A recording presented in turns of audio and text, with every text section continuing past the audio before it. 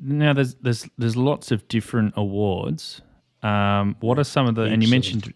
you mentioned too that you've got quite a few awards in the background there, and you're missing just a couple of countries off the list. So, what sort of awards are available? I suppose for HF awards. I know here in VK, at least with VHF awards, there's a lot of awards for distance based contacts. So state based and also national based records, and then you get an award for that. And also you can get awards for different. So for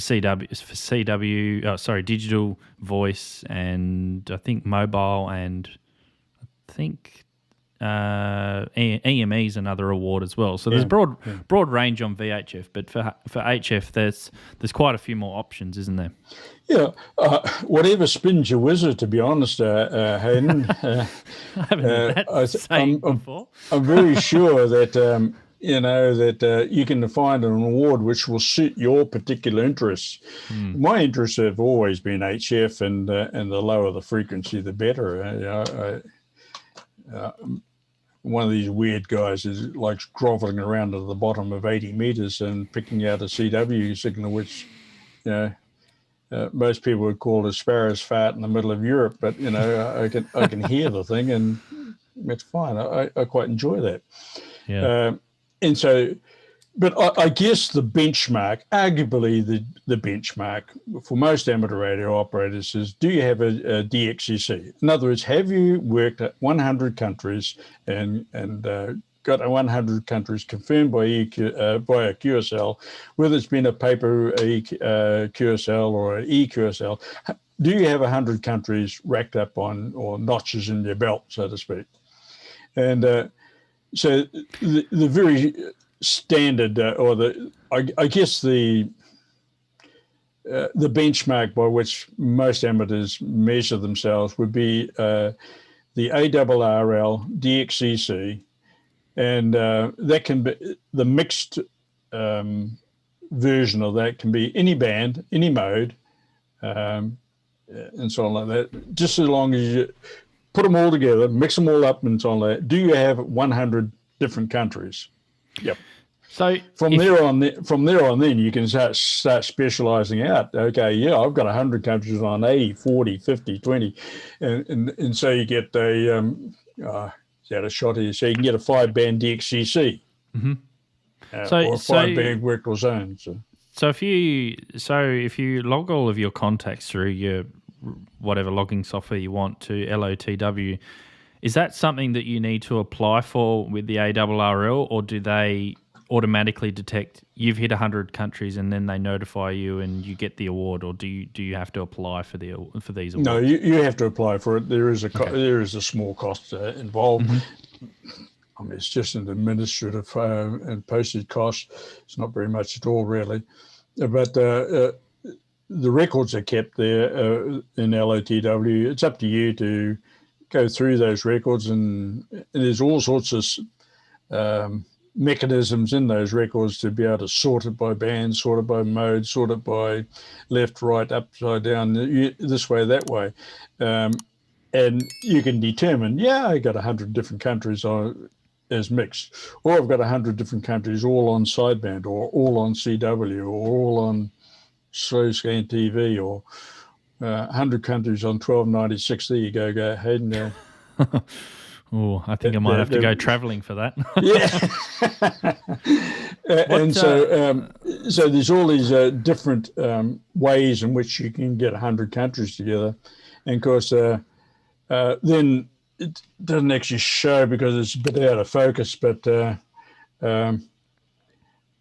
you can see the little stickers along the bottom of some of those there. They're stickers for every 25 additional countries, I think it is, until you can get up to 345, and there's a few deleted in that country, but in that list there. But I think I'm on 347 different countries now, and as I say, if you're within 10 of getting the maximum, then you can qualify for that black one in the middle, which is called the honor roll. So you're only and so that's the DXCC honor roll, and you're only. I think you mentioned before you're only 3 countries away from the maximum amount. Yeah, of 3 countries away from getting a full sweep. There are quite a few guys, particularly in Europe and USA, that do have a full sweep. I think there's might be 1 or 2 in New Zealand that have a full sweep, one that I can think of. So how often do amateurs go and activate North Korea? It can't be that often, I would imagine. I think I can only think of one time that it was activated, and in that I may be wrong on this one, so don't. No quotes. Nobody jump all over me on this one, but it really was a exploratory expedition, so to speak, to go and sort of talk to the government officials and let them know what amateur radio was about and why. And in order to do that, they made a few QSOs. I think it'd probably be less than a couple of hundred QSOs. And those couple of hundred who got those QSOs are the lucky ones to say that they worked in North Korea. I believe at the end of that, all the equipment was confiscated. It was a bit of a fiasco. North Korea is politically, it's very difficult. Difficult, yeah. The same with Scarborough Island. Scarborough Island, I don't know. I've talked to a few around and so on like that. It may, again, don't quote me. It may just disappear off the DXCC listing because it's nothing more than a couple of rocks sticking out of the sea, and it's slowly disappearing out of sight. So it may become a deleted island. And Pratas Island is, I believe, is held by the Chinese military, and they don't want people visiting there either. So there are 3 places which are very, very difficult indeed. They all have been activated at some time, but for some reason or other, I know that when Pratas Island was activated, I wasn't in New Zealand. I was out up in the island somewhere. So there we go. So apart from those 3 countries, what other awards are you working towards? Is there anything that you're aiming towards, or? Yeah, in many ways, after nearly 50 years in this game, been there, done that, got the T-shirt, and But now there's always something that's interesting. My current little thing at the moment is chasing your fellow countrymen around, activating different parks around the place, and so there are various awards for. Working from mountaintops, the SOTA awards, or working from parks on the air and things like that.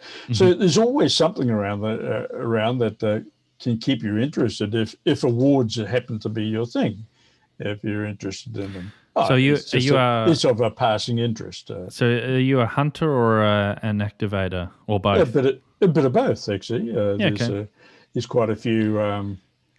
The SOTA's got the Mountain Goat Award, I think, for activators. I've got a couple of knees and a back which simply looks at some of these summits and goes, "You must be kidding, for goodness' sake!" I mean, the mind is completely willing, but you could get the Shack Sloth Award, which is well, I have that one. Yeah. Oh, do you? Okay. Yeah. Very good. Very good. That's the SOTA Award. Yeah. Yeah, and that's for getting up to 1,000 points. Get up to 1,000 points. It's on a points basis, not a QSL basis. On a points basis, they're up to 1,000 points, and you get what they call a Shack Sloth Award. Well, I've doubled that now nowadays, so it's 2,000 odd points.